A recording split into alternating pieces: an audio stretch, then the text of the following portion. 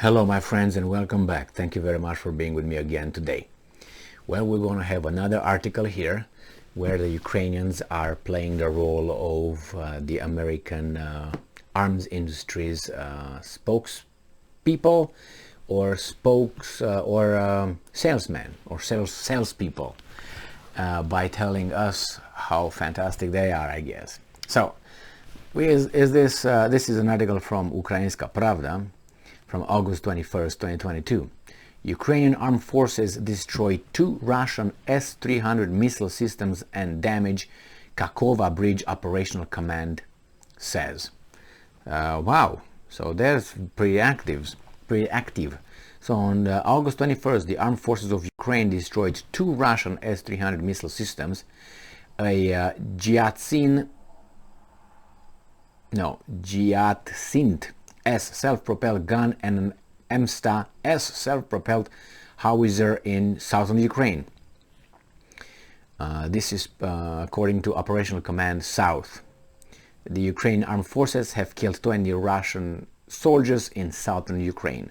In addition, they destroy a Russian surveillance radar, a Nebo-M mobile integrated multifunctional radar system for detecting aerodynamic and ballistic objects, 2 towed 120 caliber mortars and 3 armored vehicles. Oh my, these guys had a very fruitful day.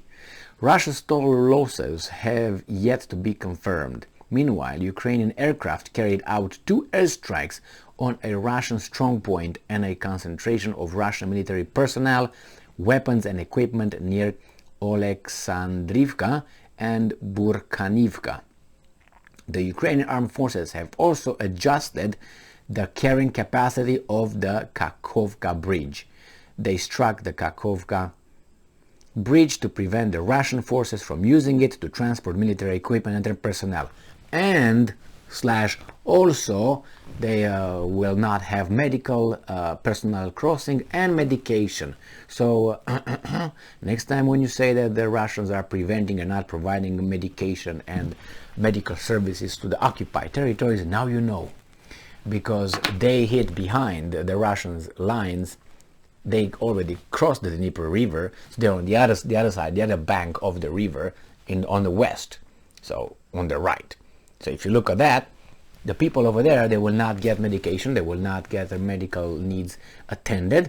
So who's guilty of that? The Russians? No. So yeah, that's good, that's true. You prevent the Russians receiving what you said. But at the same time, when you're going to say, hey, the Russians are not doing this, well, maybe partly because of you.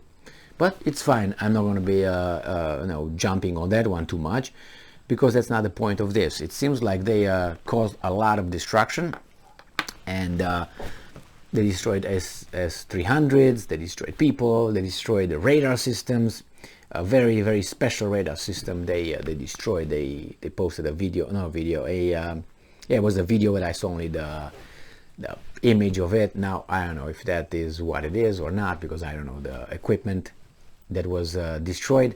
So it seems like they have to, and they are doing a good job. At least the Ukrainians are claiming. On the other hand, it was an article here, again, claiming that the Ukrainians Ukrainian army lost, since the beginning of the war, only 9,000 soldiers. 9,000. Do you believe that? I don't. I mean, if you take the Russians being at 45, yeah, they're the invading troops, so you expect them to be, losing more. But on the other hand, it's not like the Second World War, when you just attack, with your rifle or whatever you got in your hands, and you go straight ahead, and you got the other guys hit you, and you got some artillery going or whatever, and 3 tanks and maybe some airplanes. And this isn't the best case scenario. These guys have missiles that hit you, pam, pam, pam, pam, pam, and then they advance. So therefore, I don't think that it was a certain kind of scheme number that for the invading country, you need about 3 times the force, the number of forces compared with something like this. Three times you need. So if these guys are 100,000 people defending the country, you have to be about 300,000 people in order to be able to overwhelm them. But that is under the conventional way of fighting, which is, as I mentioned it.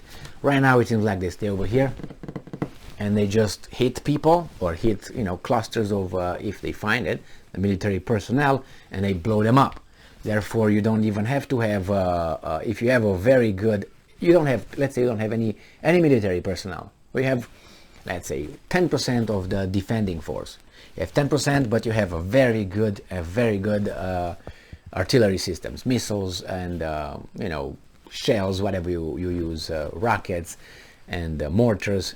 Things, if you have that very well organized with satellite, with other ways of finding your targets, you destroy them without needing to do anything, and just move your installation forward, and then you get boom, boom, boom, boom, boom, boom, you hit them, take them out, you move a little bit forward, take them out, and with your 10% you just come and clear whatever's left, if anything.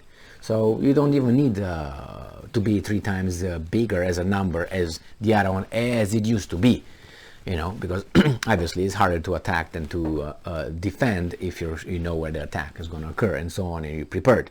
Like they had the Maginot Line. The French had the Maginot Line. They fortified from, I know, because it's still there. Nobody used it. So after the First World War, the French said, oh, okay, we're going to have a trench war. They thought that's what's going to be next war fought. And they built these trenches and tunnels and points where they have all kind of, it's fantastic. You can't really go through it. I mean, it was so well designed that really you couldn't go through it. It was hard. Anyway, still right now you can go and visit it. So what they did that from the Low Countries, which is Netherlands, Belgium and whatever over there, Denmark. From there they went down south, so the Russians, not that point, the Germans cannot go, but the Germans did their blitzkrieg above. They attacked, to north, bam, bam, bam, and the guys with the Maginot were waiting here, and they saw the Germans going and say, hey, where you going, man? Through north. Then they went straight to Paris, and these guys were like, they made this zero, no value. So if you're in this situation, you are with the Maginot Line, but here it's, I mean, if you wait for someone to attack and you're there, obviously if the Germans would have tried to attack Maginot, I don't think they would have had success, or at least it would be hard. So these are the Ukrainian army's successes that reported by the Ukrainian army. So obviously they're going to be overemphasized and overtly exaggerated. It's not only the Ukrainian, they all do it. And that's common practice, because that's what you're supposed to say. You're not going to say, oh man, we're deep shit, unless you want the weapons from your masters and they say, hey, we're losing, can you give us some, we're losing. Then you ask. Otherwise, you got to show that your army, and you build the spirit, the morale of your armies and your population, which it's normal. Thank you very much for being with me again today. Stay strong, stay smart, look for the truth, and be just.